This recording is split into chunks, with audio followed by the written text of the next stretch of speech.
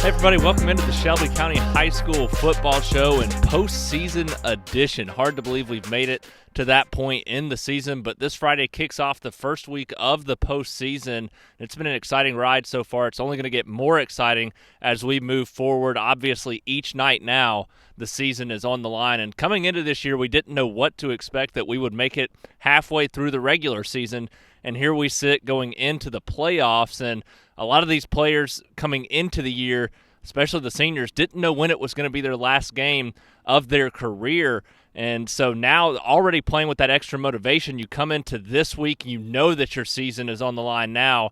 There's going to be a lot of excitement. And for Shelby County, this is the most playoff teams we've had in a while. The last 3 years, we've only had 5 teams from the county make it to the postseason. This year, we almost have that many playing at home. That's how great of a year it's been for local football teams. But 7 total teams make it to the 2020 playoffs, a special ride for a lot of schools this year. 4 of those schools will be playing on their home field after earning home field advantage in the first round of the playoffs as one of those top 2 seeds heading into the postseason. So an exciting ride to this point, going to get even more exciting.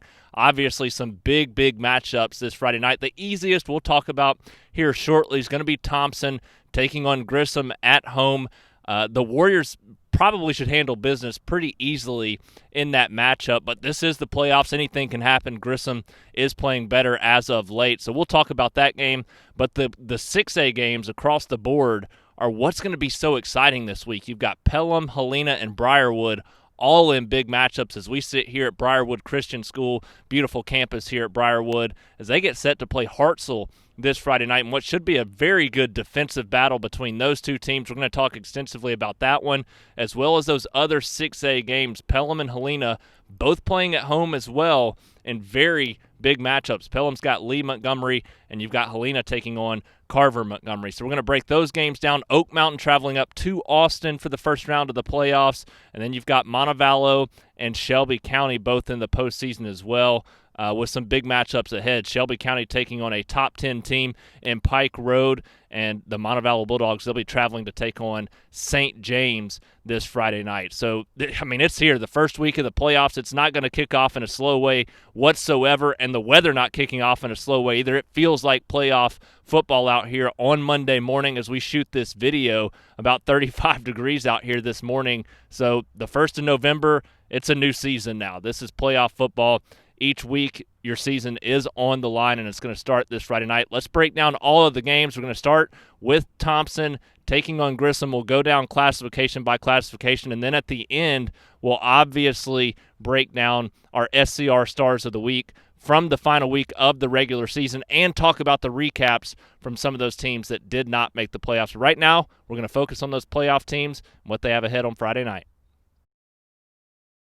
The path to repeating as Class 7A state champions, it starts this Friday night with a home matchup against the Grissom Tigers for Thompson. This is obviously a big game to continue the momentum that they've had throughout the regular season, but look at what Thompson's done so far. A perfect 10-0 regular season, and honestly didn't feel like any game they were in danger of losing throughout this season. They just handled everybody, and that's in large part due to what we've seen from Connor Harrell at the quarterback position, a junior quarterback coming in to fill the shoes of Sawyer Pate, who did tremendous job last year leading the Warriors to their 2nd state championship in school history, and he was following up another strong quarterback, a 2-year starter in Talia Tungavailoa, who's now at Maryland and had a big game this past Saturday night at the collegiate level as well. So for what we've seen from Connor Harrell to step in and really not make the Warriors miss a beat, despite replacing those 2 top talents there at Thompson, Harrell stepped in as a junior quarterback and already around 3,000 yards and still the playoffs to go.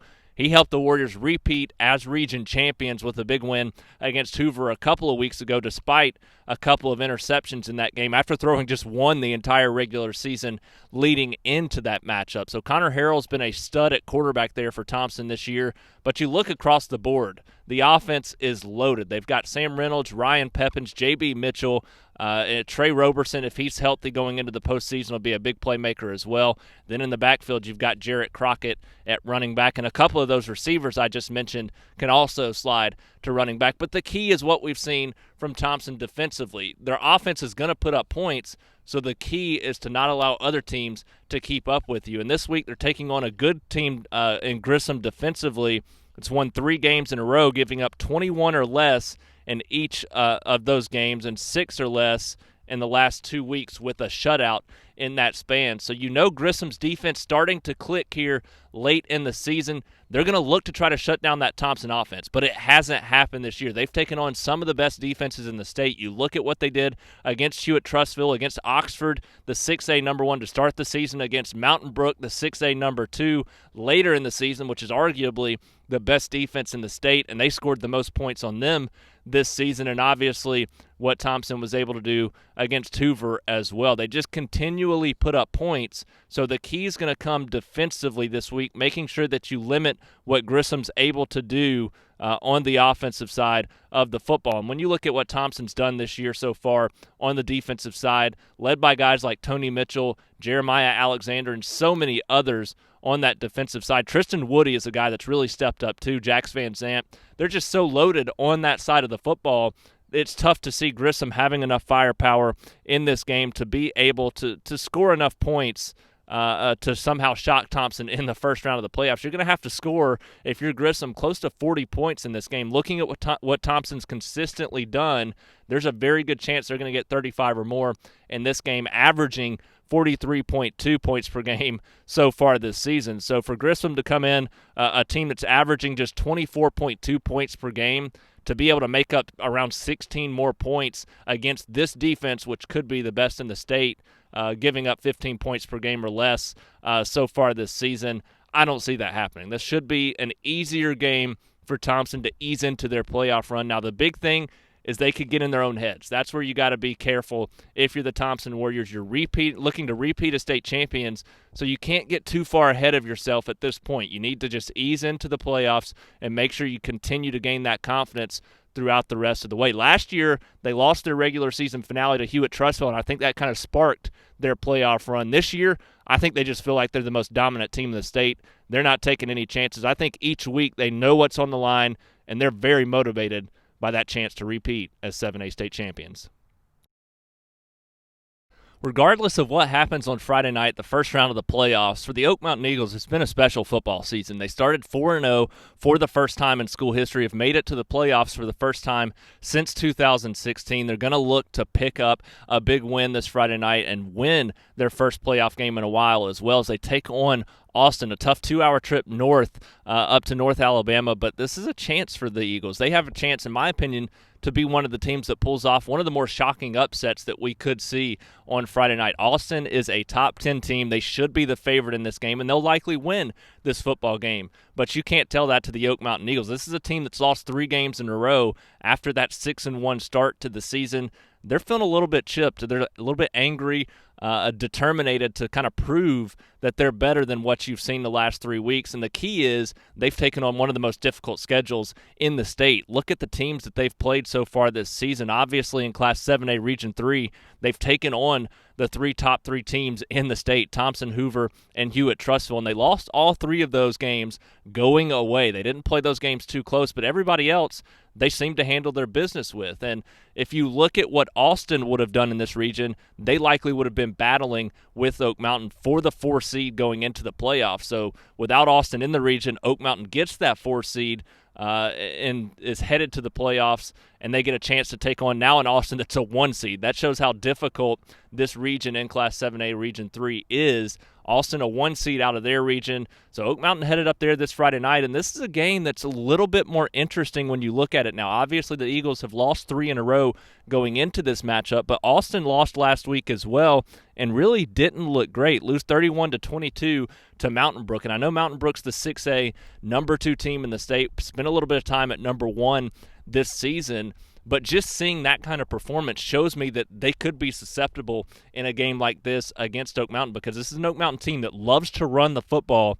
You look at what Mountain Brook loves to do, play defense and run the football. And you look at those 2 teams, Mountain Brook's a better team than Oak Mountain this year, but they're very comparable numbers-wise right now, and I think that Oak Mountain's got a chance to at least keep this game close because of the style of football they play. Now, they're going to have to play better football. They're going to have to get back to what they were doing early in the year, which is play great defense and get some explosive plays from both Judah Tate and Evan Smith, the quarterback there at Oak Mountain. And it's worked for the most part throughout the season. They've just run into a difficult slew of teams. Last week against Clay Chalkville, they lose 21-14, had a 7-0 lead, and then a 14-7 lead behind Evan Smith. He had 2 big plays in the running game at quarterback, one for 77 yards, one for 81 yards. So a big night for him, but beyond that, they just didn't have much on the offensive side of the football. They're going to have to find that rhythm offensively because this defense is really good this year. It's the best defense they've had in a while,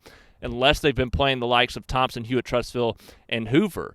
But for this defense to play good, they're going to have to not be on the field the entire game. Now, last week in the second half, they made some mistakes early in that game defensively to allow Clay Chalkville to tie that game 14-all going into the half. But in the second half, Oak Mountain's defense really stepped up, gave the offense chance after chance. The offense, however, sputtered there inside the 5-yard line 2 times. They had 1st and goal from the 5 on 2 different occasions and could not punch in the football. And that ended up leading to the 21-14 loss in the second half there. If they could have punched both of those in, they win that game 28-21. So Oak Mountain's going to have to find a way to get some confidence on the offensive side of the ball, really be motivated there. They've got a strong leader and quarterback at Smith. They've got a couple of talented playmakers in Judah Tate and Noah Young on that side of the ball as well. Everybody's going to have to be clicking, including the offensive front. And if Oak Mountain can somehow play one of their best games of the season, wouldn't surprise me if they upset Austin in the first round of the playoffs. But this is a very good football team that spent the majority of the season in the top 10 so far this season, scoring 38.4 points per game and giving up 17.6 points per game. Oak Mountain, on the other hand, scoring 29 points per game and giving up 27.5 points per game. Now, Oak Mountain's taken on such a difficult schedule. They're not going to be scared of this matchup. That's what gives them the confidence going in to have a chance to pull off the upset. It's going to be a tough road to victory, but if there's going to be a big upset this Friday night, don't be shocked if it comes in Austin by way of the Eagles.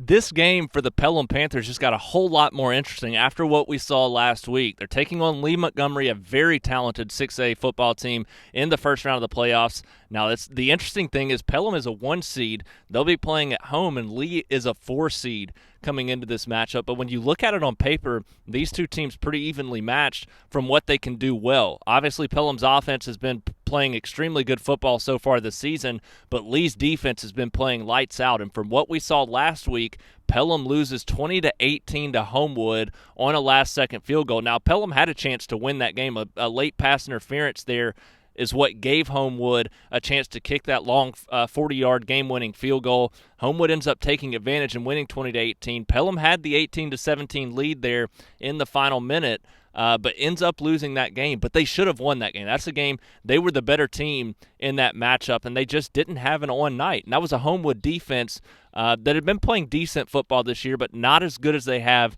in the past. And you look at the way Pelham's offense struggled last week, a team that's been scoring 30-plus points per game seemingly every night of the season, and they go out there and they have their worst output of the year. Now, you wonder what all was going into that as far as their motivation in that game, but I think they were pretty motivated because they had lost 6 in a row to Homewood. I think they wanted to end that streak, but in my opinion, honestly, was probably a good thing as far as motivation goes, because now you've got a Pelham team, a team that's been so successful offensively, struggled last week. They're going to be going into this matchup against a Lee team I think was not easily, they were, in my opinion, I thought they were going to win this football game a week ago at this time. But to see Pelham finally face some adversity, I think they've got a much better chance going into this matchup now. Originally thought Pelham was still about a year away from a deep postseason run, but looking at what happened last week, I think they're going to be able to fine-tune a lot of things. Now I almost think they can win this football game. You look at this offense, Dylan Peterson, Will Langford, Gabe Gamble, Darius Copeland, and so many others, Chase Christian. It's such a talented offense. The offensive line has gotten better and more experienced experienced depth-wise throughout the season. They faced that adversity last week, putting up their worst output of the season, and now they have the challenge of taking on one of the best defenses they've seen so far this season. This is a Lee team that's giving up 13 points per game right now. It's playing so good on that side of the football. And you look at what Pelham was doing offensively going into that matchup against Homewood. They had scored 34 or more in 6 straight games. So it was an offense that was clicking and rolling. Dylan Peterson had 150 yards in almost every game during that stretch and obviously struggled last week. Now, I do think they wanted to keep him healthy going into the playoffs as well, because that's obviously one of your best players. But he's going to have to bounce back, as is the rest of the offense, taking on such a talented defense in Lee. This is a team that's yet to give up more than 26 points this season and sits at 6-3 overall this year, with all 3 losses to very good football teams, and in their last 2 games have given up 8 or less with a bye week leading into this matchup. So Lee's coming in as confident as they can defensively, and an extra week to prepare for this matchup. Where Pelham's coming in, they may lose a little bit of confidence, but I think they're going to gain a lot of determination going into this matchup. And you look at what Lee's done offensively, just hadn't played great offensively so far this season. I think if Pelham can come out and put up 21, 28 points, that's really all they need to do in this game, just because of what we've seen offensively from Lee so far this season. So if Pelham can come in, do that, just have a slightly better offensive performance than they had a week ago. This is a defense that's playing really good at Pelham right now, dating back to that Chelsea game, playing some great football, played great last week despite the loss, had Homewood to 17 points in that final minute of the game. I think they're going to hold Lee in check offensively. It's a matter of the offense getting to around 21 to 28 points. They can do that. I think they win that football game, and you got to ride with them. They've got so much talent on that side of the ball that's now going to be motivated. I really think Pelham can pull off this win. I think they have a strong chance of advancing to the second round. The list of exciting first-round matchups for 6A teams in the playoff continues right here at Briarwood Christian School. The Lions get set to host Hartselle in the first round this Friday night, and this could be one of the more entertaining games of the week this Friday, and that goes for all of our 6A games. But this one right here is going to be fun to watch from a defensive standpoint. You look at what both of these teams have done this season. It's been impressive, to say the least, and wouldn't be surprised by either of these teams making a good postseason run here over the next few weeks. It's going to be difficult for any 6A team to string anything together just because of the consistency from 1 to 4 seeds in every region, and that's no different in this matchup. Briarwood taking on Hartselle as the 2 seed. Hartselle will be the 3 seed traveling here to Lion Pride Stadium. But for Briarwood to be in this situation, their first year back in 6A, last time they were in 6A, I believe 2014 and 2015, they struggled. They made the playoffs each year, I believe, as a 3 or 4 seed. But here they are back in 6A this year in a strong season, to say the least, with what they've been able to do so far this season.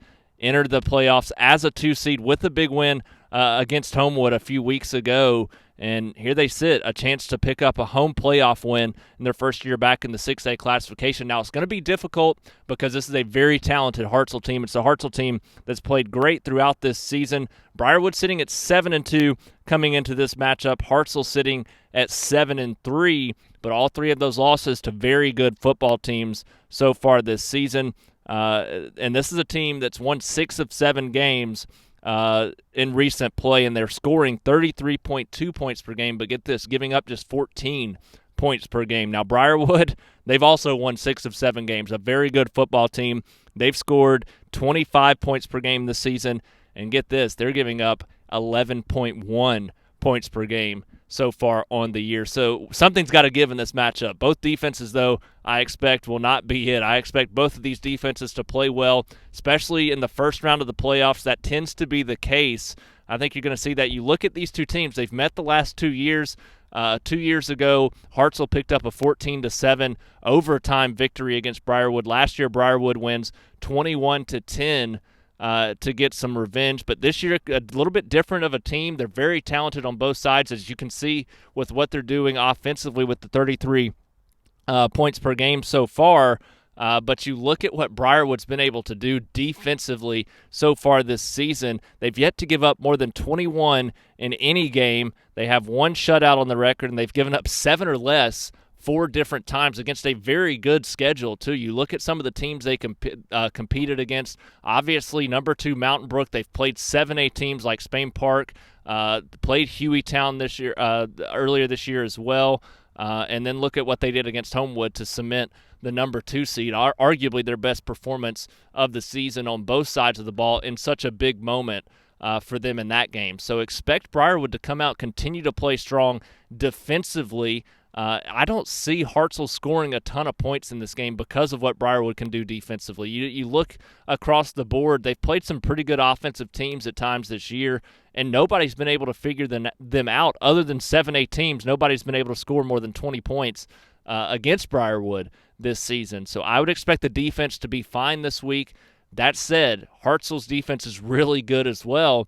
Briarwood's going to have to find a way to get something going offensively. You look at Luke Rebels and the running back there for the Lions. He's been tremendous every game this season, right around 100 yards at least every week. Last week had about 90 yards rushing, but also added a 92-yard kickoff return, and he can also hurt you in the receiving game. He's a very talented athlete, one of the best players on the field at all times, and he's going to be key in this game. But what's going to be even more key, in my opinion, is Christopher Vizina and the quarterback position finding a rhythm in the passing game. We've seen some receivers step up in recent weeks. You look at Nick Dyson, you look at some other guys.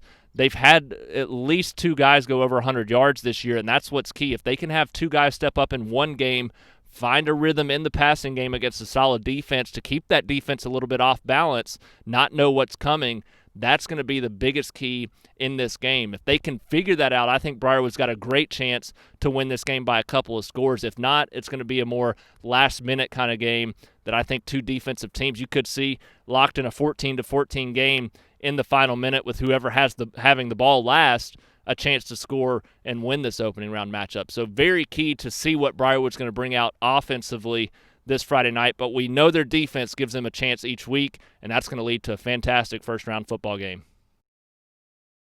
On paper, this is the first official week of the playoffs for the Helena Huskies, but last week sure felt like a playoff game for them as they pick up a big 12-7 victory against UMS Wright. That was the 3-time defending 5A state champion, and Helena, just as Helena does, came back in the second half to win that football game. A very difficult matchup against a great defensive football team, and it kind of reminds you of what they're going to see this week as well. You look at that game, that was a UMS Wright team playing great defensive football team this year, a team that loves to run the football and be physical, which is exactly what Helena likes to do as well. They trailed that game 7-0, 7-6 there at the half, and then came out in the second half, and just their defense was lights out the entire second half, made big plays down the stretch, and we'll talk about that in our SCR Stars of the Week segment. The entire defense just with some big plays, 4th down stops to get turnover on downs, an interception late in that game, and then you look at what they were able to do on the ground game offensively, and they score a touchdown in that second half from 19 yards out. Kobe Hughes totes it in.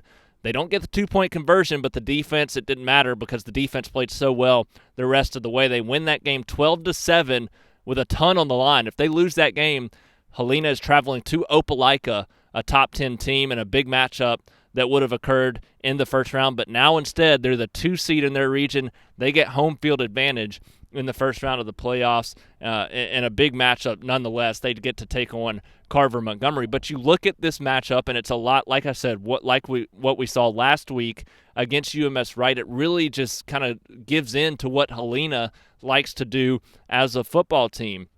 It's a Helena team that every week of the season wants to come out and set the tone by running the ball and being physical up front on offense, and also being physical and shutting you down defensively. Classic old school football. It's what they like to do. And right now, they're healthy, and they have the key guys to make that happen. You look at this team in Helena, Marquise Johnson, the guy that toted it for close to 1,400 yards last year, returning this year, and he hasn't even been the lead back for most of the season. It's been Kobe Hughes, but now both of those guys playing great football, healthy. You look at what they did last week, both of them scoring a touchdown. They're going to be leaned heavily upon this Friday in the first round to get that offense going. Now, if they can come out and get off to a strong start, that's only going to benefit even more. But nonetheless, they tend to wear teams down as they go along throughout the game, and I think that's going to be the biggest key because you're going to see two good defensive football teams in this matchup. Carver right now, they're giving up 15.5 points per game defensively this season, and Helena just slightly better, 15.2 points per game they're giving up on the defensive side of the ball. Helena, they're scoring 26.7 points per game. Carver scoring 24.5 points per game. So neither offense is lighting up the scoreboard, and both defenses are shutting down opposing offenses. That should lead to a very tight, lower-scoring game. And when you see what Helena was able to do last week against a team that knows how to win football games in UMS Wright, shut them down in the second half defensively, leaned upon their seniors heavily, I expect them to do that again in this matchup. I really do. I feel like Helena's got the team. They're motivated. You look at this team last year was great with close to 30 seniors on that team, 9-1 regular season. They lose in the first round of the playoffs. This year's team is motivated from that. They've bounced back. They lost all those seniors, and it didn't matter. They got back to the playoffs as a 2 seed, and that comes with 3 consecutive weeks of not playing a football game in the meat of their schedule. Just imagine what could have happened had they played the entire schedule. They could have won a region championship because they didn't get to play that game against Pelham, who ended up becoming the region champion. So you look at what Helena has done this year, forfeited 2 games, had a game forfeited against them, 3 weeks in a row of no playing, and now they've bounced back to end the season with strong play. I expect them to really be in good shape. They've given up 18 or less points in their last 4 games in a row. I don't see Carver scoring nearly enough points in this matchup, especially if Kobe Hughes and Marquise Johnson come out early. If Helena can jump up 14-0 in the first half, you might as well sell at home because this is a Helena team in the second half that just doesn't give up points and continues to get better offensively. So they've got to come out, set the tone early. It's a team that should be a lot more well-rested. Carver has played 10 games in a row coming into this matchup. They're going to be a little bit more physically beat down, you would expect, and against a very physical offense that Helena's going to put out there, a defense that can shut you down. I think the Huskies have a strong chance to get redemption from last year's first-round loss and advance on to the second round this year. For the first time since the 2009 season, the Shelby County Wildcats are headed to the postseason, have their first-round matchup set for this Friday night, and what a well-deserved accomplishment for this year's group. A team that was really bought into ending that drought that dated back to 2009, and here they sit set to take on Pike Road in the first round of the playoffs. The Shelby County Wildcats, a very strong regular season at 6-3, guaranteed themselves to finish above 500 for the first time since 2009 as well.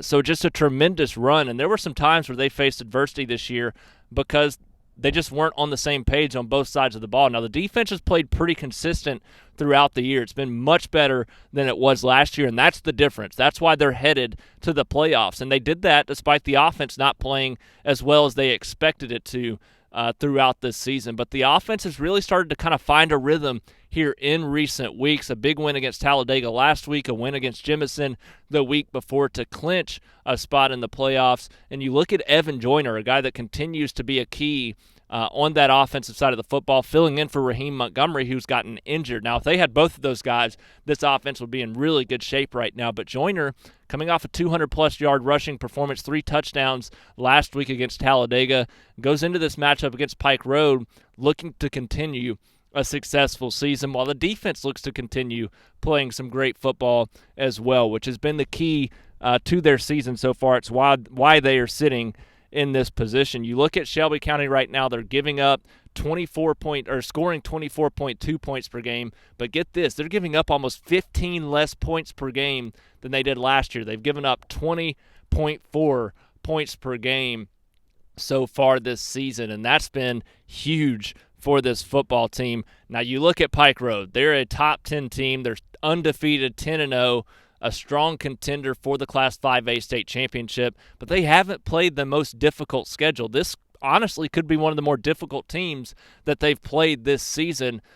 So that makes you think Shelby County at least has some resemblance of a chance in this game because Pike Road just hasn't been challenged a ton this season. But they're a good football team. This is a team so far this season scoring close to 50 points per game and giving up less than 10 points per game. They've given up 7 or less in 6 games this year with 3 shutouts. And you're taking on a Shelby County offense that's kind of been inconsistent this year. So you're going to have to hope, if you're Shelby County, your big goal, come out and control the clock, churn Evan Joyner in the ground game. If he can get going there, they can sustain some long drives, get maybe a 7-10, 14 to nothing 3 lead, somewhere in that range. If they can have a 1-2 score lead and just kind of continue to churn the clock throughout this game, that's what they like to do with their option attack.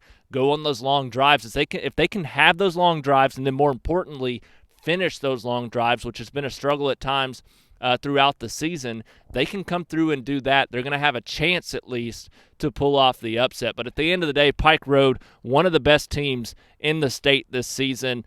It's going to be a tall task for Shelby County to pick up the upset in this game. But for a team that's made the playoffs for the first time since 2009, there's no telling what could happen. This is a team that's ecstatic to be in this situation. They're going to give it their all, just like they have throughout the season to end the drought. I expect you to see a strong group of players excited to take on a Pike Road team in the first round of the playoffs.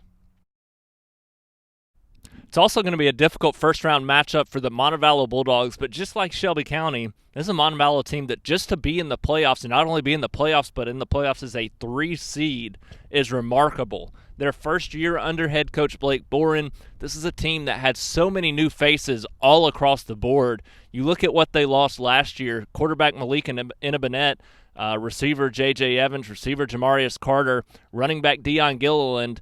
You look at the Gilliland and you look at the 2 receivers, all over 1,000 yards. You look at their quarterback in Bennett, he was a guy that threw for 3,000-plus yards there at Montevallo. So to lose for 2 years in a row, so to lose all of that talent, and in your first year you've got guys that sophomores, freshmen, you've got guys that haven't played football in a few years, and you've got your team as a 3 seed in the first round of the playoffs. Just a remarkable job by Boren and the coaching staff, but also by a lot of these young players to buy in and get that experience throughout the year. It's a team that also has faced different injuries, different things with COVID-19, and they've come back throughout this year, and now you look at where they are, such an experienced football team for a lot of these young players, and that's going to benefit them hugely moving forward the next few years. It's going to be difficult in the first round. They take on a St. James team that's just played great football so far this season, especially offensively, scoring 32.8 points per game and giving up 22 points per game. Now, they are coming off of a 33-7 loss to 3A Trinity, so they enter with a little bit of uncertainty after that matchup.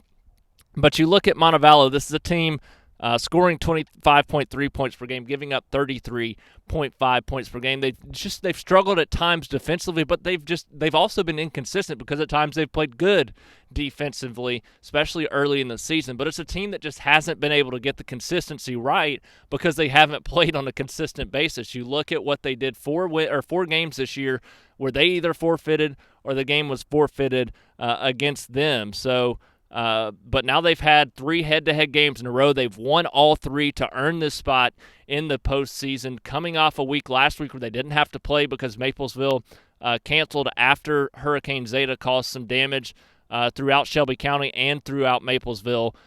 So you've got a rested team as well, where you look at St. James. This is a team that's played 8 weeks in a row in all 10 of their regular season games. Now, I think Montevallo could have benefited from those extra games this year to gain some experience for some of those younger and inexperienced players, but at the same time, you're going to be a little bit more well-rested, and you've also gained more experience. You look at Montevallo week 1 to Montevallo right now going into the first round of the playoffs, a completely different football team that's got a lot of confidence in different playmakers. If Joseph Anderson can come out and have a huge game running the football, and Kyle Cottingham can continue to have big plays both offensively and defensively, coming off 3 interceptions in his last outing, then you've got a Montevallo team. Wouldn't be surprised if this game is tight. They've played some good teams tight for a while.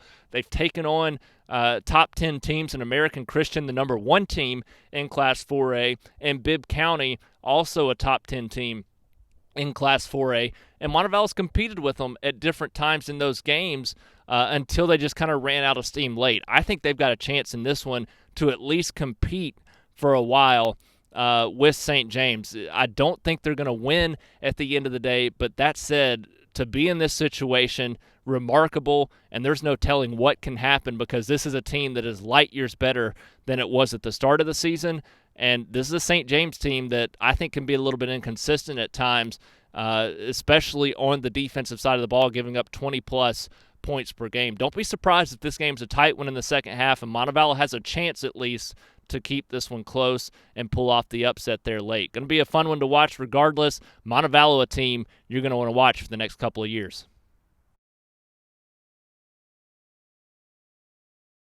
Now it's time to hand out some stars as we get to our SCR Stars of the Week segment and talk about the best players from the final week of the regular season. And we're also going to recap some of those teams that didn't end up making the postseason while we talk about some of these players, because a lot of them, they stood out in their final game of the 2020 season. We're going to start with the Spain Park Jaguars and what they were able to do in just an exciting all-around football game with Hueytown, a game that was won 63-62. And Spain Park didn't lead that game until 63-56. It was 56 all, and they scored yet again the second week in a row. The strong connection, junior quarterback Bennett Meredith finds senior receiver Cooper Kelly for the game-winning touchdown the week before against Tuscaloosa County from 6 yards out, this past week from 7 yards out, and that was just part of 2 special performances from the quarterback-receiver duo there. Bennett Meredith, he finished that game 34 for 41, 514 yards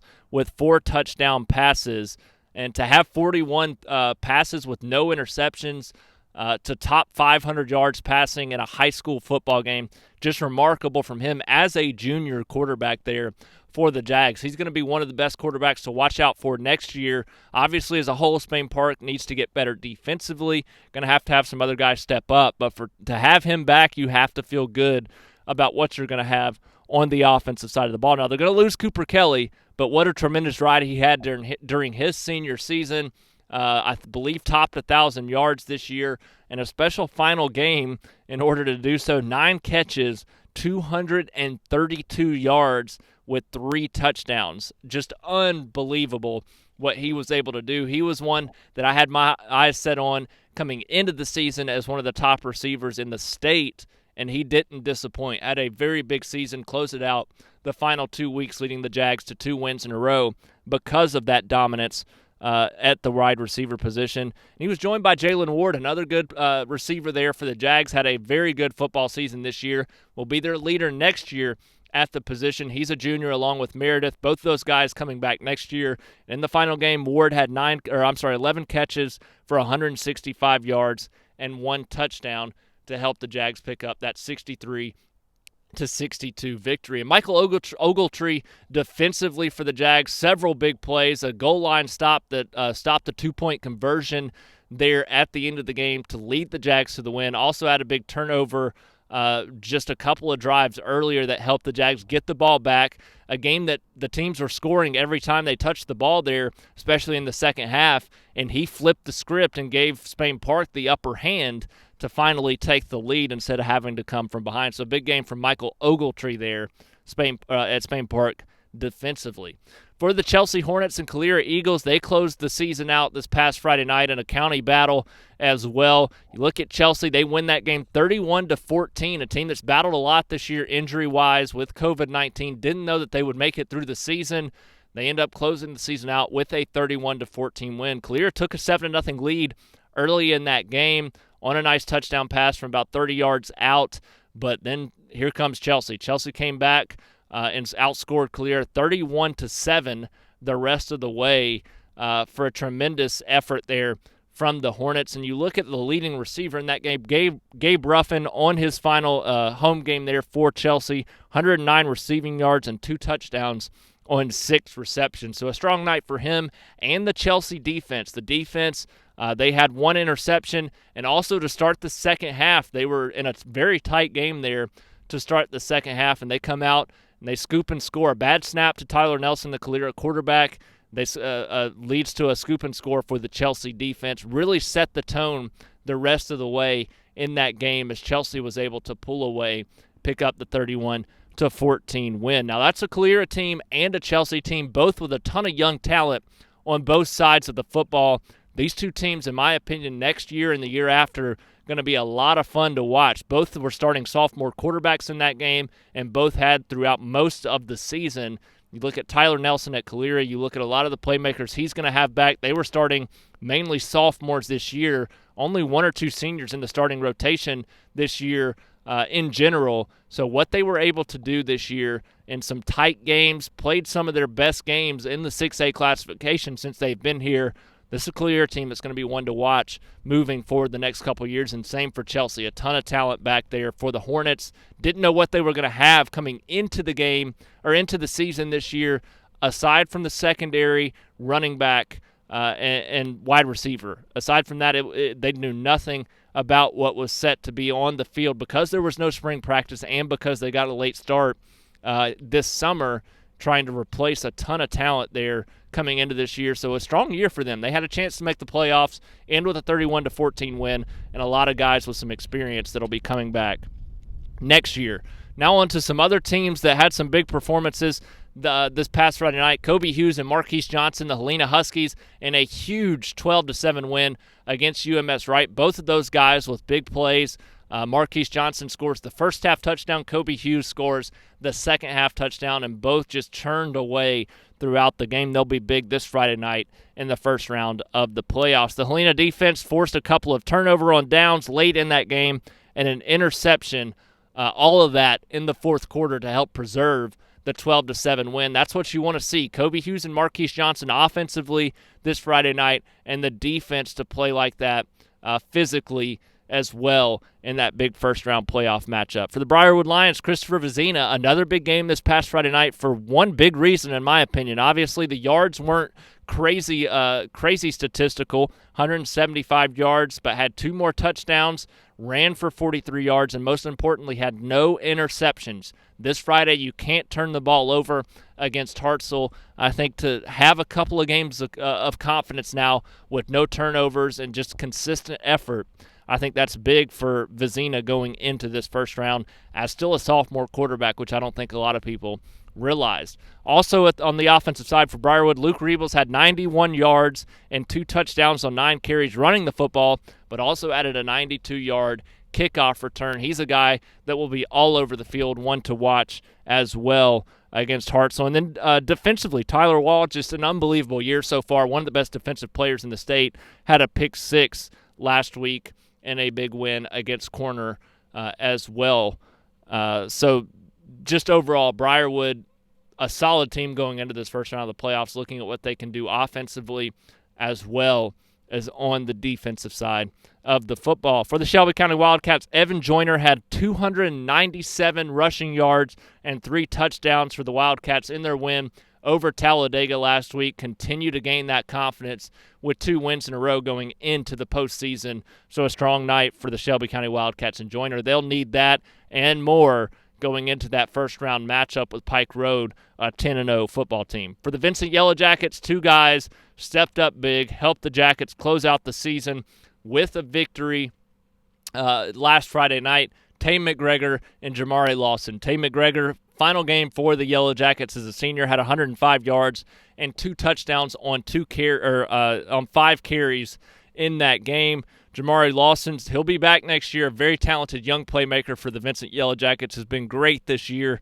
Had 225 total yards and 2 touchdowns in that win for the Yellow Jackets as they closed the season in strong fashion last week against Prattville Christian with a 33-28 victory. So a big night last Friday night to close out the regular season. Expect even more this Friday night as we begin the postseason run. That's going to do it for this week's edition of the Shelby County High School Football Show. We'll see you all here from Briarwood Christian School on Friday night, the first round of the playoffs, and 7 total teams in the postseason this year. Like I said, the last 3 years we've only had 5 make it that far. This year we've got 7, and we've got 4 playing at home this Friday night. Going to be a strong run of games. Teams looking for upsets, teams set to compete in what should be fairly even matchups on paper. And then you've got a couple of 7A matchups there for Thompson and Oak Mountain that also should be interesting battles as well for 2 different reasons. So going to be a lot of fun. Regardless, it's November. It's a new season. We kick off the playoffs this Friday night. I'm excited to see it unfold. Will we have another state champion this year?